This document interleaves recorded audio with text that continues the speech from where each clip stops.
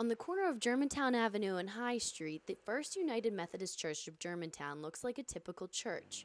But walk through one of its many red doors and the people inside will tell you why this place is anything but ordinary. Being here at First United Methodist Church has just been really amazing. It's an amazing church. It's a beautiful group of people and a beautiful building, and they have a lot of things happening here. Lorelei Toombs has been pastor here since July. She says even in that short time, it is clear how much passion this church has. She says it differs from any church she's been to since beginning her work as a pastor 8 years ago.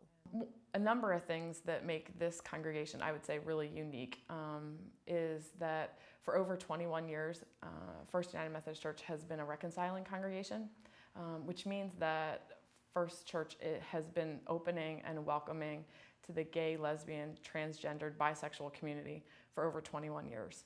But that's not all FumCog fights for. Its hope and purpose is to continue to be a racially diverse congregation. A few months ago, what was almost unheard of in Germantown can now be found at the church on Wednesday nights.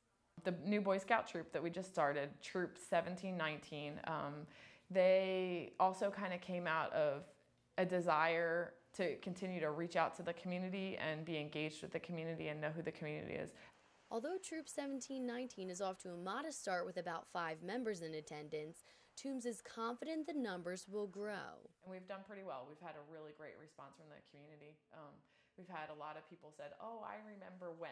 I remember when I was a Boy Scout and what great fun that was. FumCog also tries to target high school youth with their after-school program.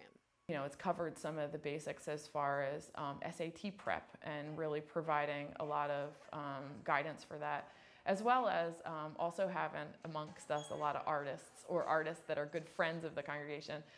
We do things like the stained glass program. Most would agree that church is primarily a place for worship, but at FumCog that's not necessarily the case. In fact, some of the programs they provide draw more attention than Sunday services. Robert Bauer has been working with the drama group since it began in 1980.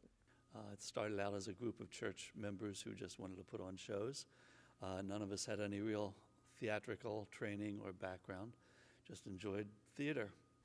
But a lot can change in 30 years. Now we've expanded to become a full-fledged community theater. And we're actually at this point independent of the church. We don't take any funds from the church. We give money back to the church to support their programs. Bauer says the 40-member drama group draws a large audience and frequently fills the chairs. The most heavily attended show that we've ever done was a play called For Colored Girls Who Have Considered Suicide When the Rainbow Is Enough.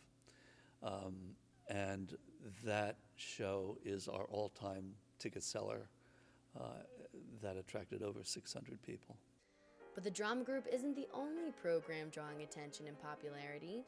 Since Kevin Amalia became choir director and organist 4 years ago, he has had to expand the program into 4 separate choirs.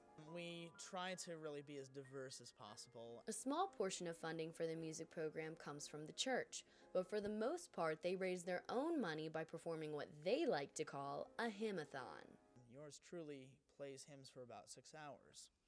And people, they pledge money to hear their favorite hymns, to offer the hymns in memory of a person. Omelia says he loves his work here. Music really touches people in a variety of ways, and anyone who walks through our door, I would say music is a great equalizer. With so much going on, there is a method behind the madness at FumCog. Just ensure that the church's message is carried to this community, which sorely needs it. Hattie Cheek, Philadelphia Neighborhoods, Germantown.